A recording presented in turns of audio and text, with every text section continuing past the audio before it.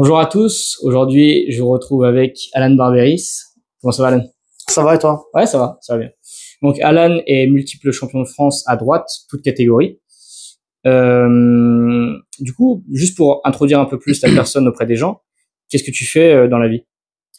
Alors, dans la vie, ceux qui me connaissent bien le sauront, mais je suis multitâche. D'accord. Je fais beaucoup de choses, mais disons voilà, pour restreindre, je travaille dans une salle de musculation, je développe mes coachings. J'essaie vraiment de passer le plus de temps de boulot dans le domaine du sport. C'est quelque chose que je développe de plus en plus, que ce soit à distance ou en présentiel. Et voilà, on va dire que c'est ce qui représente actuellement le plus de mon temps. Ok, d'accord. Sur la table, tu as plus un style de hook. Est-ce que c'est parce que tu considères que c'est un style qui à ce niveau de compétition est meilleur, ou est-ce que c'est juste parce que c'est une question de ressenti, tu te sens mieux là-dedans, ou... Non, c'est purement une question de ressenti. C'est-à-dire que depuis tout le temps, les premières fois que j'ai mis mon coude sur une table de bras de fer, c'était c'était Avancer du side, c'était cupé, sidé, voilà. C'était vraiment ça qui m'est venu d'instinct. Par la suite, j'ai essayé un peu de mettre au top roll et tout, mais honnêtement, ça donne rien. Trop, ouais. Je veux dire, le mieux que je puisse faire, c'est de bien gérer le haut et de faire un high hook.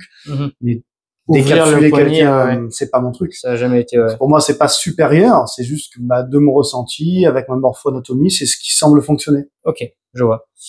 On t'a vu à un Open en Suisse qui s'appelle le Swiss Open contre Leonidas Arconas, oui, qui est une des pointures du bras de fer en Allemagne, du coup. Et t'as gagné ce match. Du coup, ça a été quoi déjà ton ressenti? Déjà, est-ce qu'auparavant tu pensais pouvoir le battre? Alors, oui, sinon j'aurais pas été chez les lourds. Puisqu'en fait, moi là-bas j'étais posé pour la catégorie en dessous. D'accord. Il y avait sur cet événement en guest, il y avait Levon Narat et Leonidas Arconas. Et puis ils se sont dit, alors moi j'avais galéré, j'avais fait un cut pour être en moins de 105 et tout, pareil. Et je passe ma pesée et le lendemain à la compète, en fait, les organisateurs, ils expliquent en fait que Larat va concourir bras droit, Leonidas va concourir bras gauche pour le fun. Ok, d'accord. Et je fais l'inverse, excuse-moi. Oui, il va faire bras gauche et Larat bras gauche et Leonidas bras droit. Parce que Larat avait un combat contre je sais plus qui. Et je me suis dit, écoute, j'étais pas préparé en allant au Swiss Open, je vais tenter de le faire au feeling.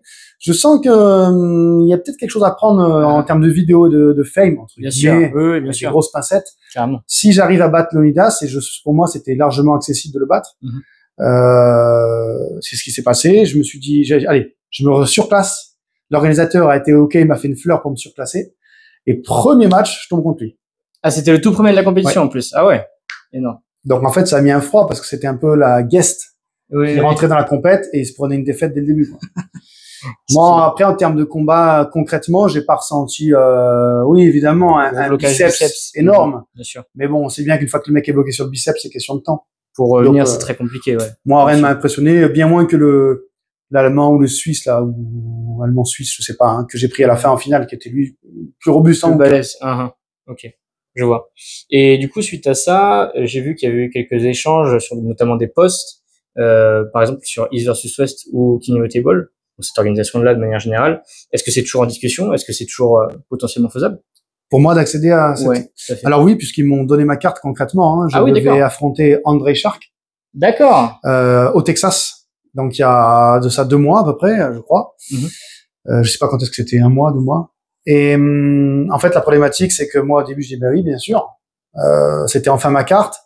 Engin était ok, notamment aussi par le biais d'Emeric Pradine, que je remercie évidemment, il le sait. Et le problème, c'est que je n'avais pas de passeport à jour. D'accord. Donc j'ai fait tout ce que j'ai pu pour faire en accéléré et tout, et le problème, c'est que c'était pas possible. Lui, il a besoin de booker ses matchs. Je voulais pas le mettre en porte-à-faux. Donc j'ai envoyé un message et il a compris. Et je pense que voilà, suivant les résultats que je vais faire aux Europes, potentiellement, ça peut avancer. C'est plus que potentiellement. Je pense que dès que je relance la machine, il me donnera un match. Ok, je vois. J'ai vu que pour ta préparation des Europes, tu avais fait une diète cétogène. Du coup, c'était évidemment pour perdre du poids. Est-ce que tu trouves que cette diète c'est plus adaptée par rapport à ton profil, par rapport à un régime classique? Alors, moi, Alors, pourquoi je suis passé par la cétogène? Ce qu'il faut comprendre, c'est qu'habituellement, je fais une réduction calorique. Oui. Je réduis beaucoup les glucides, je reste sur de la protéine, légumes, salade pour perdre de gros. Et après, je fais un gros cut les derniers jours. D'accord. Ça m'est arrivé de faire du lundi au vendredi des moins 8 kilos, des choses comme ça. Ah oui, d'accord. Oh. Bon, sauf que là, en fait, j'étais monté hors saison à 114 et quelques, 114,4, comme ça. C'est loin de ça. C'est lourd, et honnêtement, ça me ressemble pas dans le sens où, comme je l'ai toujours dit sur mes réseaux, moi, je prône quand même la fonctionnalité du corps. Dans le sens où j'aime bien courir, j'aime bien sprinter, j'aime bien nager, j'aime le poids de corps, voilà, j'aime être capable de faire 20 tractions entières. Donc, je me suis dit, voilà, ce cut va me permettre de me restabiliser et de faire un pacte avec moi-même, de ne plus jamais, même hors saison, dépasser les 105. Entre 103 et 105. Voilà. Et donc, je me suis dit, il faut que je fasse quelque chose de plus clean. Pas que j'arrive à 108 lundi, mais que j'arrive déjà, en fait, au poids. J'ai juste à retirer de l'eau. Et je me suis dit, bon, je vais tenter la diète cétogène, par le biais conseillé par un ami, donc Joe Rossi, qui est un mec qui se met au bras de fer, qui est coach dans le domaine de la force, un très, très bon ami. En fait, il m'a un peu guidé pour lancer cette diète. Et donc, ce que je peux en dire sur 2 mois, honnêtement, psychologiquement, je pense que c'est moins dur, puisque comme on mange énormément de gras, malgré tout, entre juste légumes et un peu de prot sèche, ou alors avocat, du comté, du roquefort, tu vois, dans la salade, de l'huile d'olive, des noix, c'est meilleur ça. Donc, je trouve que ça passe mieux en termes psychologiques. J'ai eu ce qu'on appelle la grippe cétogène. Les premiers jours, c'est ça? Je savais pas que ça existait. En fait, j'ai tapé sur ChatGPT en PLS un jour au boulot. J'ai dit, qu'est-ce qui m'arrive? J'arrivais plus à réfléchir, je rigolais tout seul, j'étais vraiment faible. En fait, ça arrive au bout de 48 heures sur certaines personnes. Une fois que j'ai passé ce stade-là, j'ai pu un seul coup de mou. Toutes mes perfs ont été validées. J'arrivais à faire mes 2 heures de marche par jour. J'étais même plus j'étais plus en forme. Alors après, il faut comparer ce qui est comparable. Je suis pas passé d'une diète standard à une diète cétogène. Je suis passé d'une orgie gustative permanente à la diète cétogène. Oui, aussi. Donc c'est aussi le fait que le choc est brutal. Voilà, et j'étais moins en train de digérer tout le temps, j'étais moins de gluten, moins de choses lourdes. Oui. Forcément. Voilà, c'est pas que la diète cétogène, c'est aussi le changement de vie. Mais moi, j'en suis content. J'ai repris les glucides dès que je suis arrivé à mon poids. Donc, dès que j'ai stabilisé à 102,5, 103, je me suis mis à faire un repas par 24 heures avec des glucides, mais voilà, tranquille, juste pour maintenir la dernière semaine, quoi. Moi, ça m'a pas du tout fait perdre de force. Apparemment, ça impacte plus les sports d'endurance que les sports de force. Oui, c'est ça. Moi, aucune différence de perf. Je dormais très bien, j'étais en forme. Voilà. Moi, pour une perte de poids comme ça, sur ma personne, je peux pas parler pour tout le monde, mais pour moi, c'est très bénéfique. À refaire, je le referai.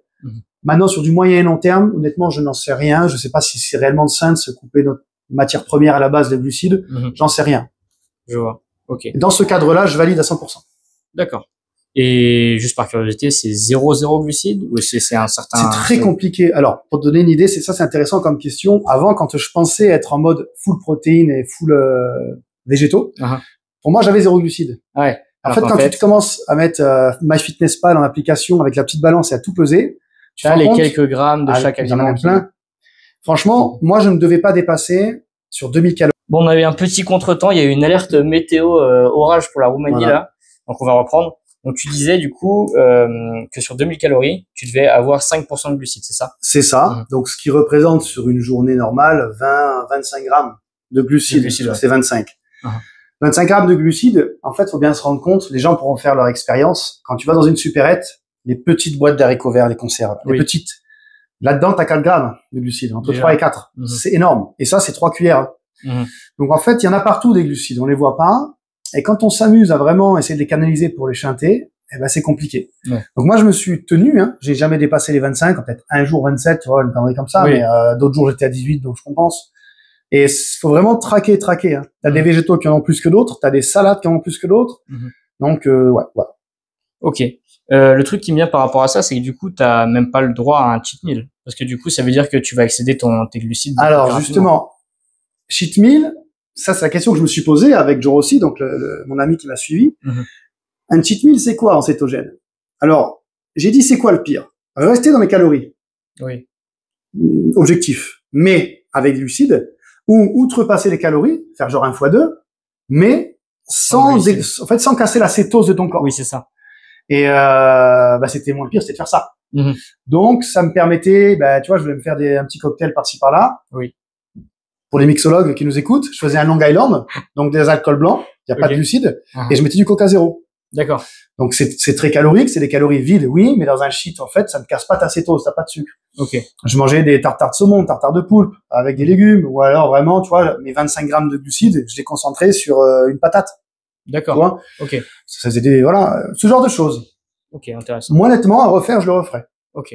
Le moyen et le long terme, je pourrais pas te dire, parce que c'est quand même un pilier, le glucide, hein. Oui. On a évolué avec ça depuis 200 000 ans d'Homo sapiens. Je saurais pas trop comment voilà, mais on est fait pour bouffer des glucides. Maintenant, je pense qu'il y a aussi glucides et glucides, c'est-à-dire que si on parle 100 ans en arrière, c'était des pommes de terre qui venaient de ton champ, du maïs, des choses comme ça. Oui. Maintenant, c'est du glucide de merde et dans un dosage qui était impensable il y a encore 50 ans. Donc, je pense aussi que ce qu'on appelle glucides aujourd'hui, c'est mauvais, mais pour les mauvaises raisons. Donc, moi, sur le moyen long terme, je me prononcerai pas parce que je n'en ai pas je n'en sais rien. Maintenant, sur des diètes comme je viens de faire pour perdre du poids, par exemple pour les compétitions, sur ma personne, je le referai sans hésiter. Ok, intéressant. Et aussi, j'ai vu dans quelques stories que tu faisais des sorties camping sauvage, notamment avant les compétitions. Est-ce que c'est partie de tes rituels d'avant compétition ou c'est même plus global peut-être? Alors c'est beaucoup plus global. En fait, c'est pour les gens qui me connaissent bien. Normalement, ça fait partie de ma vie depuis que je suis petit. Avec mon papa, il m'a toujours emmené la nature, la survie, voilà, la vie sauvage, dormir dans la neige chantante, tout petit, c'est comme ça. Excellent. J'ai toujours aimé ça. Donc là, en fait, je l'ai refait un peu plus. En story, on l'a vu, mais c'est tout simplement parce que j'ai réussi un peu à sortir la tête de l'eau. Ça fait 3 ans que je mets en place des choses dans ma vie sur le plan pro et autres qui me demandent beaucoup de temps et d'énergie. Ça, plus les entraînements, j'ai très peu de temps libre dans mes semaines. Oui, bien sûr. C'est-à-dire qu'avoir plus qu'une matinée ou une après-midi, c'est compliqué à avoir. Donc, en fait, ça fait 3 ans que je suis en dette de ça. Ça me manque psychologiquement. Et là, je me suis fait la promesse cette année de reprendre. D'accord. Donc là, j'en suis déjà, en comptant mon hivernal en mécane, j'en suis déjà à 3, 4 ou 5 campings. Et je vais essayer d'en faire au moins une fois tous les 15 jours. Ouais. Ah oui, tous les 15 jours, c'est vraiment... Moi, normalement, c'est ma vie. Voilà. Ça fait partie c'est pas un rituel pour la compète, c'est un rituel de ma vie. C'est que sinon, je suis pas moi-même. Donc là, je vais reprendre sérieusement. Okay. Que ce soit en moto, à 4x4 ou à pied, on prend des personnes saines sur la même longueur d'onde, bonne bouffe, bonne boisson. On part à un endroit où il y a aucune règle, hormis les tiennes. Magnifique. Du coup, maintenant, je vais parler de la compétition dans laquelle tu as participé, qui sont les Europes 2025. Tu vas faire, du coup, en moins de 100 kilos en senior. Oui. Comment s'est passée la préparation, du coup, depuis les France, du coup, qui sont passés le 15 et 16 mars. Maintenant, on est le 9 juin. Enfin, tu as participé, en tout cas, le 8 juin. Comment ça s'est passé? Alors déjà, j'ai pas eu de soucis, pas d'interférence avec les France, puisque pour les France, tout simplement, je m'étais pas vraiment préparé. Oui, pas une vraie grosse préparation. Je suis arrivé un peu au talent, je faisais bon, talent, on s'entend, hein, je m'entraîne à côté, je suis sportif, je prends des jeunes quand je peux, donc. Tu t'entraînes quand même, bien sûr. Oui, quand je dis off, c'est moi, enfin moi, hein, oui, je suis 10 heures de sport au lieu de 20, quoi. Mais, oui, c'est ça. Mais j'ai pas fait trop de spécifiques, beaucoup moins que d'habitude, ce qui fait que j'ai pu, direct après les France, réenchaîner pour les Europes. J'estime avoir fait une bonne prépa, j'ai deload et j'ai coupé mon intensité un peu plus tôt que d'habitude. D'accord. Ce qui fait que dans ma tête, là, je me sens mou. Parce que, tu sais, quand t'es drogué à la perte. C'est ça, bien sûr, oui. Voilà, mais bon, c'est dans ma tête, hein, ça, l'expérience l'a déjà prouvé, hein. Du repos, ça fait un bien fou. Forcément. Donc, j'ai eu moins de volume, de manière générale, que ce que je faisais habituellement, mais j'estime être préparé, sans douleur. Bon, écoute, super. On verra bien, et comme souvent j'en parle, les Europes, faut bien comprendre que c'est pas comme des vendettas, il y a quand même l'aspect tirage qui rentre en jeu. Oui. Et le tirage, une sorte d'aspect chance. C'est voilà, ben il y a une sorte, bien sûr. Oui. C'est pas une excuse. Je veux dire, tu peux pas finir vraiment dernier. Premier, tu seras premier, bien sûr. Voilà. Mais en ce sens, pas les derniers Europes, mais ceux d'avant. Moi, je me suis battu pour la 3e place et j'ai perdu. J'ai fini en 4e. Contre Krasimir, du coup. Non, j'avais pris avant Krasi. Et là, c'était contre Andrei Chiprianov. Ça a fait faute de lui, faute de moi, double faute. Du vice, c'était vraiment un genre de truc à la con. On n'est pas parti. Il y a Hugo, j'ai pris la main, boum. Je me suis dit, ça y est, ben, Chiprianov, sans sa main, il n'y a plus rien. Ouais. Ben, ça y est, j'ai gagné. En fait, quand il m'a tapé, j'ai levé à peine. Aïe. 4e. Donc, j'aurais pu faire 3e. Et l'année d'après, alors qu'en toute honnêteté, j'étais beaucoup plus en forme. Plus fort. C'est-à-dire que l'année d'après, il aurait fumé celui d'avant. Ben, j'ai fait 8e. Ouais, ben alors, et parce que je me suis pris tous les mecs du podium. Et en plus, j'ai fait des beaux combats. Alors, d'un côté, je suis pas dégoûté de cette expérience parce que ça m'a permis de me dire, mais t'es pas loin, là, du 1, 2, 3. Ouais. Enfin, t'as fait des matchs, tu gagnais toi ou lui, c'est la même, quoi. Ouais, c'est ça. Donc, je me suis dit, malgré ma place un peu à la con, ça m'a quand même montré que le podium, il est là. Bien sûr. Et du coup, en parlant de podium, d'ailleurs, quels sont déjà tes objectifs par rapport à cette compétition? Est-ce que tu as un classement en particulier, des adversaires peut-être à battre? Alors, Des adversaires, pas particulièrement. Celui qui sera en travers de ma route, il faut que je le batte. De toute façon, c'est bien sûr, oui, c'est ça. Je ferai ce que je peux. Ce qui est sûr, c'est que mon objectif premier, c'est d'accéder déjà au statut de sportif de haut niveau. Et pour ça, il faut faire top 5. Top 5 Europe, ouais. Donc, objectif, mission de base, faire un top 5. Deuxième mission annexe, mission de cœur. Ça fait des années, enfin, depuis que je fais les Europes, où je dis, je veux une médaille Europe. Podium. Même si elle est bronze, voilà. Même si elle est de bronze, c'est pas grave, je vais être sur le podium. Carrément. On va dire que ça, c'est les deux missions principales. Ok, je vois.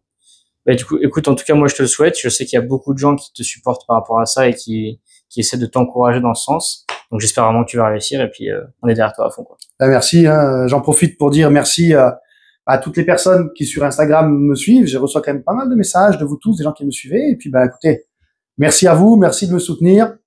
Je vous montre ce que je peux vous montrer sur les réseaux en restant moi-même et en essayant d'être le meilleur athlète possible pour représenter la France dans cette discipline.